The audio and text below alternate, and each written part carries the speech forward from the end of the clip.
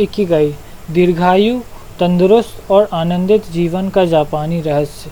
Hector Garcia, Francis मिरेलस, अनुवाद प्रसाद ढापरे। 9वां दृढ़ता और वाबी साबी। चिंता और तनाव का स्वास्थ्य पर परिणाम न होने देते हुए चुनौतियों का सामना कैसे करें। दृढ़ता यानी क्या।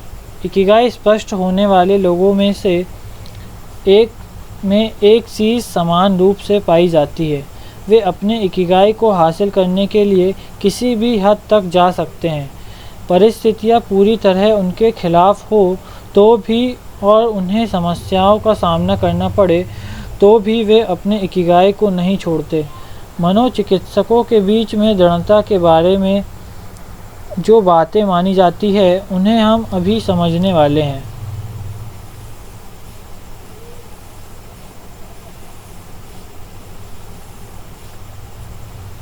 दृढ़ता का अर्थ सिर्फ किसी काम के पीछे लगना नहीं है। अभी हम यही समझने का प्रयास करेंगे कि दृढ़ता का वास्तविक अर्थ क्या होता है। यह दुनिया की तरफ देखने का हमारा वह नज़रिया है जिसमें तुरंत क्या करने की आवश्यकता है। इससे भी ज़्यादा ध्यान इस पर दिया जाता है कि क्या करना ज़रूरी है। साथ ही इंसान नकारात्मक भावनाओं में बहता नहीं है। हम जानने वाले हैं कि दृढ़ता से आगे जाकर कठोरता जैसे निर्मित करनी चाहिए। दृढ़ता से आगे जाकर कठोरता कैसे निर्मित करनी चाहिए। आज नहीं तो कल हम सभी को कठिन परिस्थितियों का सामना करना ही पड़ता है। हम उनका कैसे सामना करते हैं इस पर कई सारी बातें निर्भर होती है। कठिन घटनाओं का सामना करने में हमारे मन, शरीर और भावनाओं को मिला हुआ दृढ़ता का प्रशिक्षण ही काम में आता है। नाना कोरोबी या ओकी 7 बार गिरे 8 बार उठे, जापानी कहावत।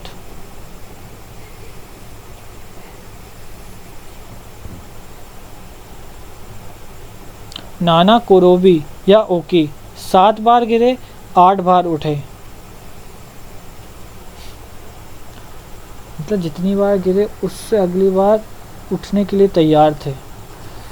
समस्याओं का सामना करने की हमारी क्षमता मतलब हमारी दृढ़ता। हम जितनी ज़्यादा दृढ़ता के साथ समस्याओं का सामना करेंगे उतनी ही जल्दी उनसे बाहर आएंगे और अर्थपूर्ण जीवन जी पाएंगे।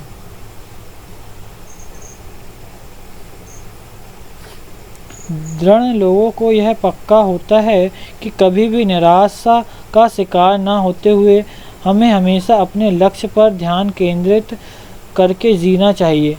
उनकी दृढ़ता ही उनकी शक्ति होती है। सामने आई परिस्थिति का सामना करके उसमें से कैसे राह निकालनी है यह उन्हें पक्का पता होता है। जिन बातों पर उनका नियंत्रण होता है उन पर वे अपना ध्यान केंद्रित करते हैं और जो चीज़ें उनके नियंत्रण में नहीं होती उनकी चिंता करना वे छोड़ देते हैं।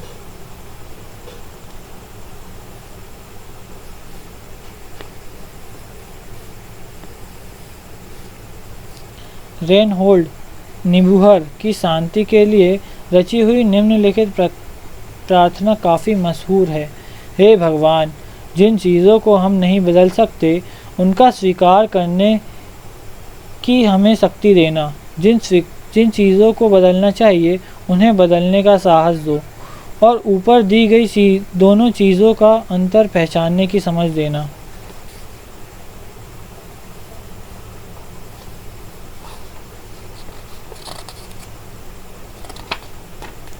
बुद्धिज्म और स्टोइज्म के माध्यम से भावनात्मक दृढ़ता। सिद्धार्थ गौतम बुद्ध नेपाल के कपिलवस्तु के राजपुत्र थे। उनका बचपन महलों में बीता। आसपास में काफ़ी खुशहाली थी।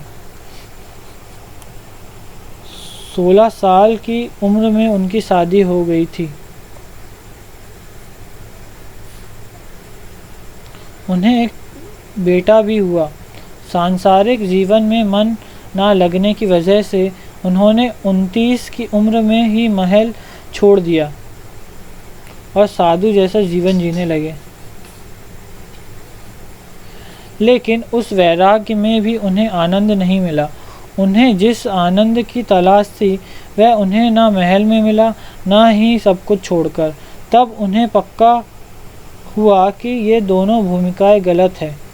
मनुष्य को संसार में रहकर सभी चीज़ों का लाभ भी लेना चाहिए और साथ ही उन सभी चीज़ों से किसी भी पल मुक्त होने के लिए जो सहजता सजगता आवश्यक है वह भी उसके पास होनी चाहिए।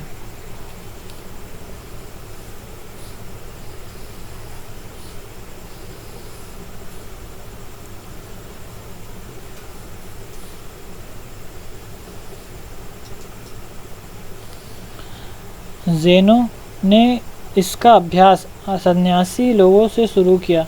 ये लोग होते हैं जिन्होंने सभी सांसारिक चीज़ों का त्याग किया होता है और उनके शरीर पर जो कपड़े हैं उतनी ही उनकी दौलत होती है। लेकिन यह वैराग्य ज़ैनों को रास नहीं आया। उन्होंने स्टोइज्म का अभ्यास करने की शुरुआत की, जिसमें यही बताया जाता है कि इस जगत में सांसारिक आनंद लेने में कुछ भी गलत नहीं है, जब आप उसके गुलाम नहीं हो जाते तब तक यह करना सही है। किसी भी पल वे सभी सुख सुविधाएं नष्ट हो जाएं तो भी आप उसके लिए तैयार हो। यह अवस्था पाना ही उस गुलामगिरी से हमारी असली मुक्ति है।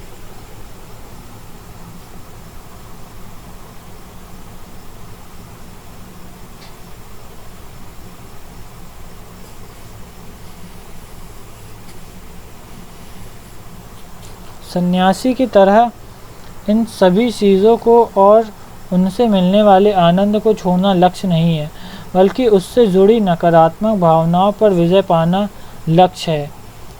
इन भावनाओं पर विजय पाना ही बुद्धिज्म और स्टोइज्म संप्रदायों का मुख्य उद्देश्य है। ये दोनों मार्ग भले ही अलग हो, फिर भी दोनों अहंकार और नकारात्मक भावनाओं पर ही काम करते हैं। स्टोइज्म और बुद्धिज्म दोनों में अच्छी जीवन शैली पर जोर दिया जाता है। स्टोइज्म के हिसाब से सुख और इच्छाएं समस्या नहीं है। अगर हम उनके गुलाम ना बने तो उनका लाभ लेने में भी कोई हर्ज नहीं है। किसी भी परिस्थिति में अपनी भावनाओं पर काबू पाना ही स्टोइक का गुणधर्म माना जाता है।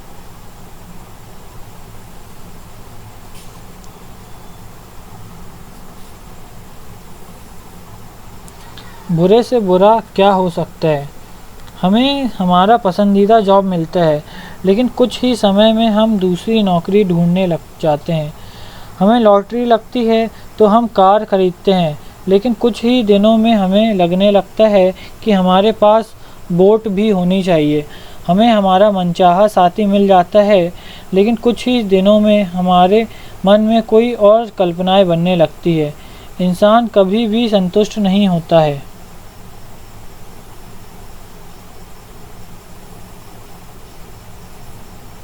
स्टोइक लोग ऐसा मानते हैं कि इच्छाओं और आकांक्षाओं के पीछे भागने का कोई अर्थ नहीं है।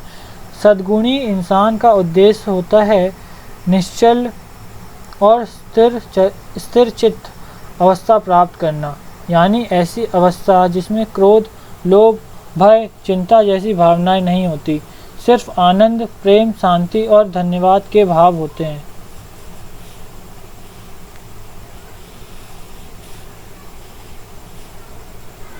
स्टोइक्स इस प्रकार के गुण प्राप्त करने के लिए नकारात्मक कल्पना चित्रों का प्रयोग करते हैं। वे ऐसी कल्पना करते हैं कि उनके पास जो भी सुविधाएं और साधन हैं वे छिन गए तो क्या होगा। इस प्रकार वे बुरे से बुरा क्या हो सकता है इसके बारे में पहले ही सोच कर रखते हैं और उस परिस्थिति का सामना करने की तैयारी करते हैं। नकारात्मक कल्पना करते वक्त हमें घटनाओं के बारे में सोचना होता है, लेकिन उनकी चिंता नहीं करनी होती है। सेनेका नाम से एक अमीर इंसान रोम में रहते थे। उनके पास सभी सुख सुविधाएं थी। वह स्टोइक के अभ्यासक भी थे। रोज रात को सोने से पहले वह इस कल्पना का प्रयोग करते थे कि बुरे से बुरा क्या हो सकता है। वह सिर्फ कल्पना ही नहीं करते थे बल्कि उसका प्रयोग भी करते थे। वह एक हफ्ता बिना नौकरों के रहने का अभ्यास करते थे। साथ ही वह हमेशा के शाही खाने और पेयों के बिना रहने का अभ्यास भी करते थे। इसकी वजह से बुरा क्या होगा, इस सवाल का जवाब उनके पास तैयार रहता था और उसके प्रति उनकी चिंता हमेशा के लिए नष्ट होती थी।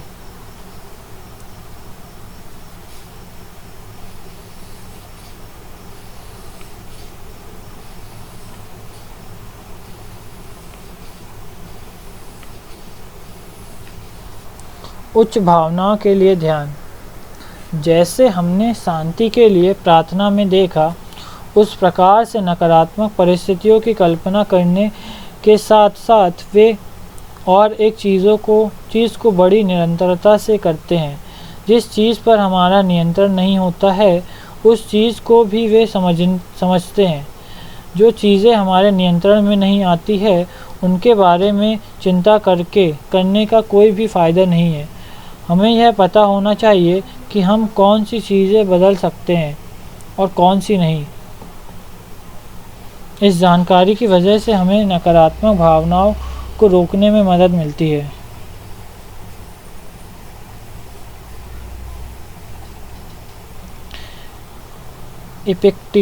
इपिक्टेटस कहते हैं कि आपके साथ क्या घटना होती है यह महत्वपूर्ण नहीं है, महत्वपूर्ण यह है कि आप उस घटना पर क्या प्रतिक्रिया देते हैं।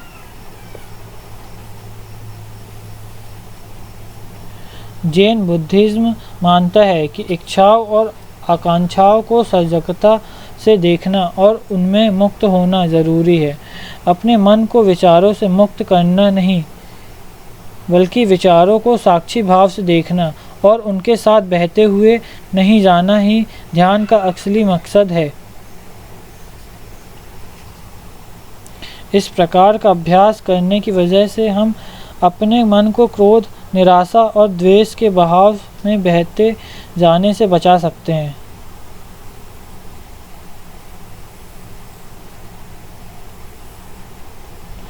बुद्धिज्म में भावनाओं को मिटाने के लिए एक मंत्र का इस्तेमाल किया जाता है, ओम मनी पद्मे हुम।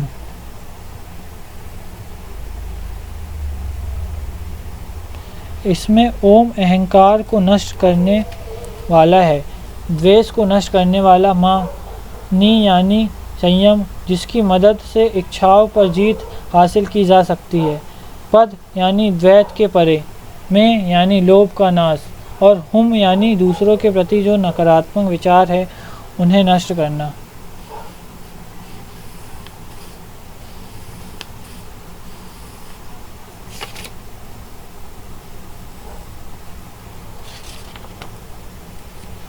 आज और अभी अस्थिरता को मात दृढ़ता लाने के लिए और एक उपाय है, यह तय करना कि कौन से काल में जीना है।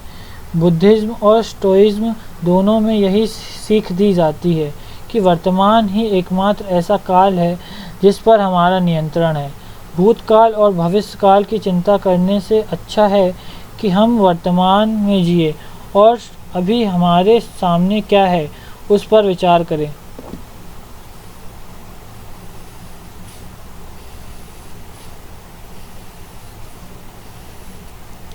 बौद्ध संत थिच हैट हन कहते हैं कि एक ही पल है जिसे आप सही मायने में जी सकते हैं और वह है वर्तमान का पल। वर्तमान में जीने के साथ साथ स्टोइक्स अपने आजू बाजू की अस्थिर चीज़ों के प्रति भी सजग रहते हैं। मार्कस ऑरेलियस रोम के राजा थे। उन्होंने कहा था कि हम जिन चीज़ों को प्रेम करते हैं वे पेड़ के पत्तों की तरह होती है, हवा के एक झोंके से भी वे गिर जाती है। उन्होंने यह भी बताया था कि हमारे आजू बाजू में होने वाली घटनाएं घटती है वे हादसों की वजह से नहीं घटती, वह जो इस विश्व के काम करने का तरीका होता है, वह तो इस विश्व के काम करने का तरीका होता है। हमें एक बात ध्यान में रखनी चाहिए कि लोग हमारे आजू बाजू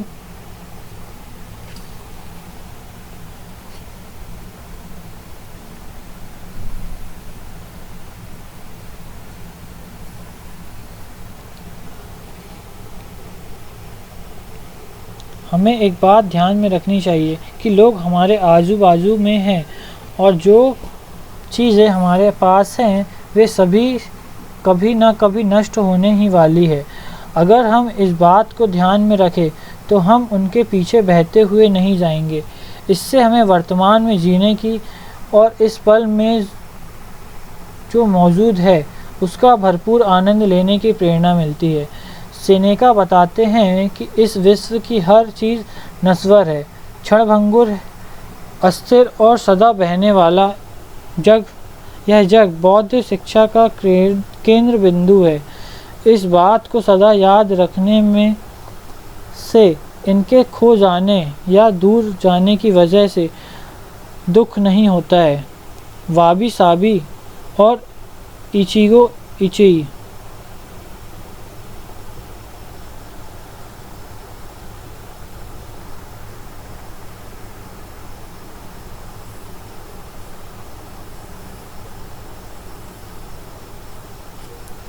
क्षणभंगुर और सदा बदलने वाली इस कुदरत से सुंदरता खोजने की कला वाबी साबी जापानी संकल्पना है जो हमें बताती है कि परिपूर्णता में सुंदरता खोजने की बजाय अपूर्णता में सुंदरता को खोजना ही असली कला है।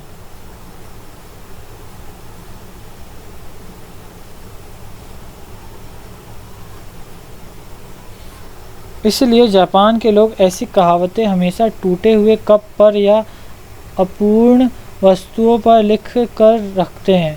अपूर्ण, क्षणिक और सदोष वस्तुएं असल में सुंदर होती है क्योंकि कुदरत भी ऐसी ही है।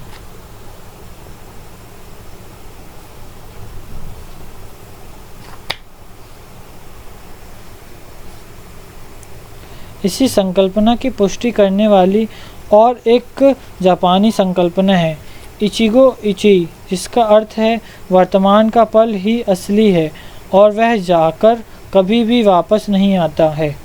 इस पंक्ति का हर सामाजिक सम्मेलन, समारोह और कार्यक्रम में जानबूझकर जिक्र किया जाता है। एक दूसरे को याद दिलाया जाता है कि भूतकाल की समस्याओं में ना खोते हुए वर्तमान के पल को खुशी से जीना है। चाय के लिए इकट्ठा होने पर ज़ेन, मेडिटेशन और जापान में होने वाले मार्शल आर्ट, इन तीनों ठिकानों पर वर्तमान में जीने पर जोर दिया जाता है।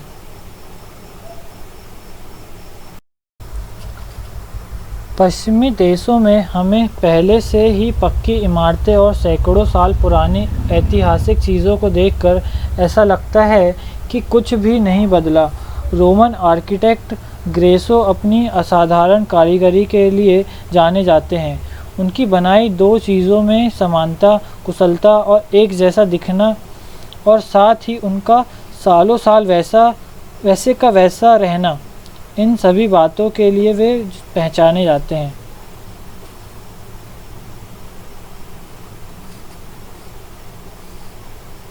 जापानी आर्किटेक्ट कभी भी सर्वोत्तम के आग्रही नहीं होते हैं। वे चैतन्य और वाबी साबी की संकल्पना पर काम करते हैं। वहाँ की बड़ी बड़ी इमारतों में भी लकड़ी से बनी हुई होती है। उन्हें इमारतें बनाते वक्त ही पक्का होता है कि हमें इन्हें हमेशा के लिए नहीं बनाना है और हमारी अगली पीढ़ी को इन पर दोबारा काम करने का मौका मिलने वाला है। जापानी संस्कृति ने स्वीकारा है कि इंसान का जीवन और उसकी बनाई हुई चीज़ें दोनों क्षणभंगुर है।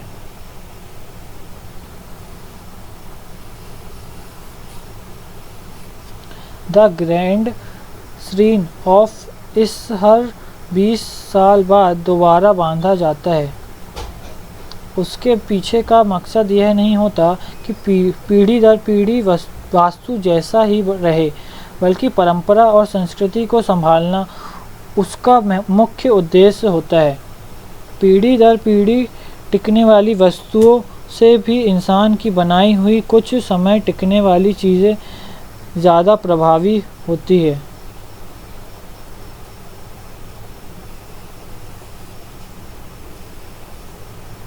हमें एक बात को स्वीकार करना होगा कि कुछ चीज़ों पर हमारा कोई नियंत्रण नहीं होता है, जैसे कि आगे बढ़ने वाला समय और हमारे आजू बाजू की क्षणभंगुर चीज़ें।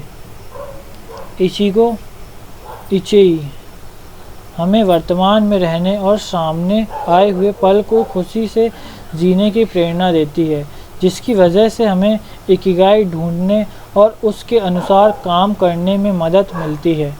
वाबी साबी हमें अपूर्णता में भी विकास का मौका खोजने में मदद करती है। लचीलेपन के परे कठोरता। एक पौराणिक कथा में ऐसा बताया गया है कि हरक्यूलस ने जब हाइड्रा नामक राक्षस का सिर धड़ से अलग किया तो वहाँ पर एक की जगह 2 सिर तैयार हो गए। उसे समझ में आया कि हम इस राक्षस को कभी भी मारकर ख़त्म नहीं कर सकते। नासिम निकोलास की कथाओं में कठोरता के प्रति स्पष्टीकरण दिया गया है। कठोरता का अर्थ विकृतियों से निर्मित होने वाली चीज़ें बताया गया है।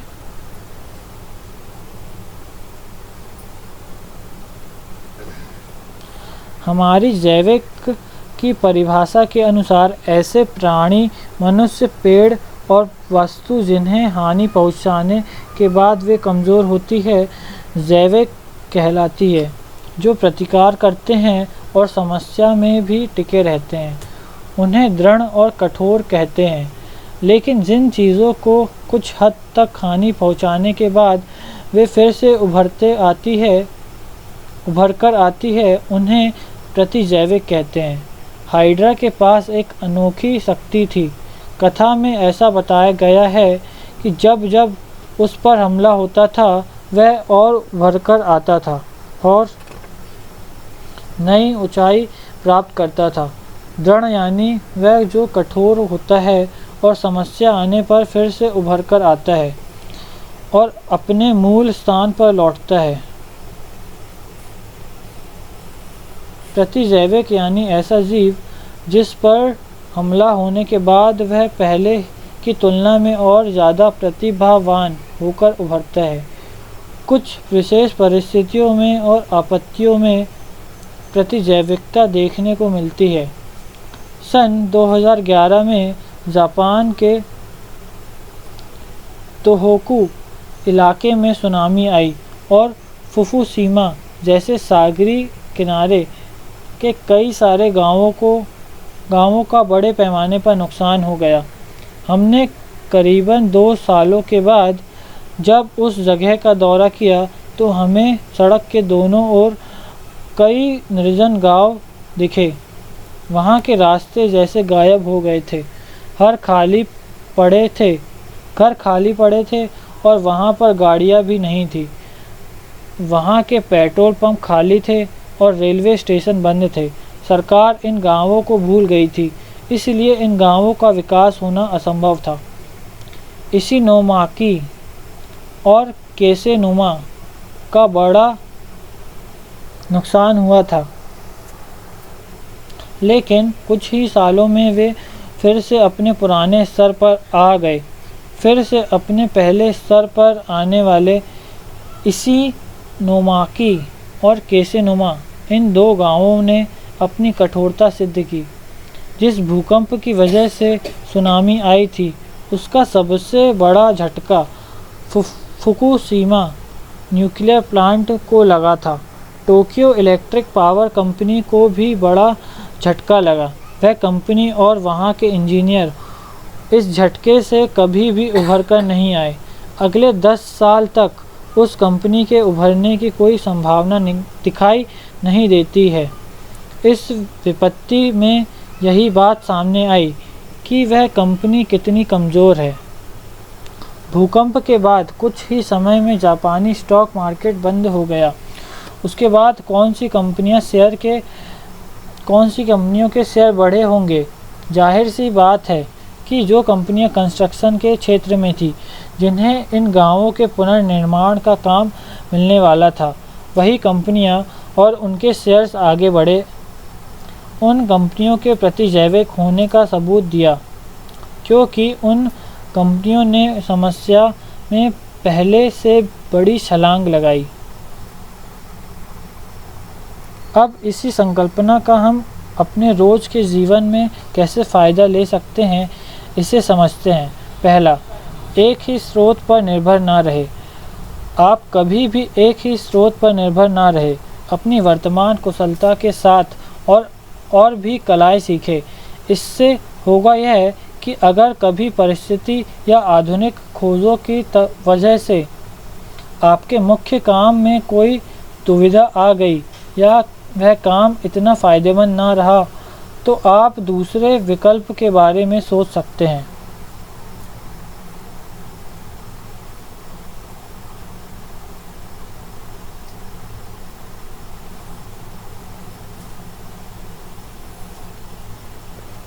हमने ओगिमी में जिन जिन लोगों से बात की, उनमें से हर एक के पास पैसे कमाने के एक से ज़्यादा मार्ग उपलब्ध थे। वे अपनी बनाई चीज़ें तो बाज़ार में बेचते ही थे, साथ ही अपने बगीचे में उगाई सब्जियां भी बेच लेते थे। इस कहावत को सदा याद रखें, अपने सभी अंडे एक ही बक्से में न डालें।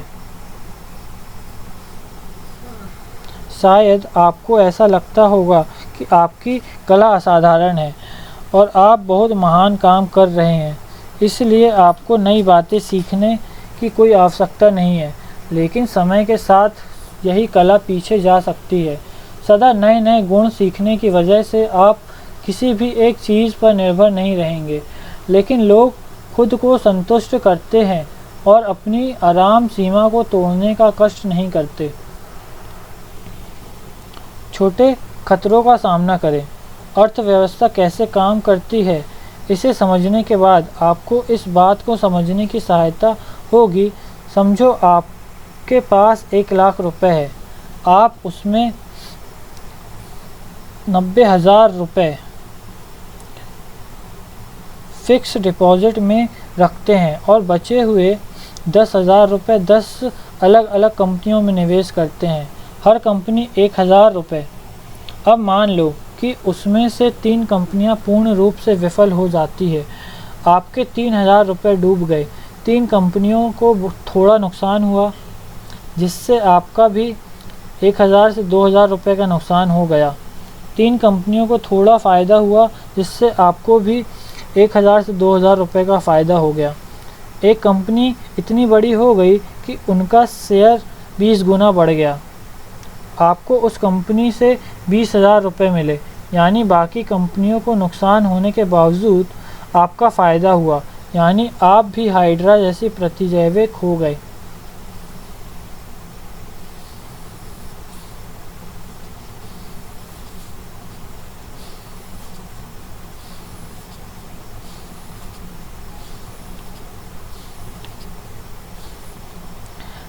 लेकिन प्रतिजैविक होने के लिए छोटे छोटे खतरों का सामना करने की तैयारी चाहिए।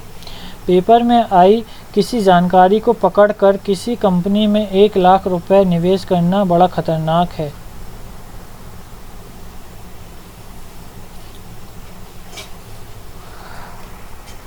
तीसरा, कमज़ोर बनाने वाली चीज़ों से दूर रहे।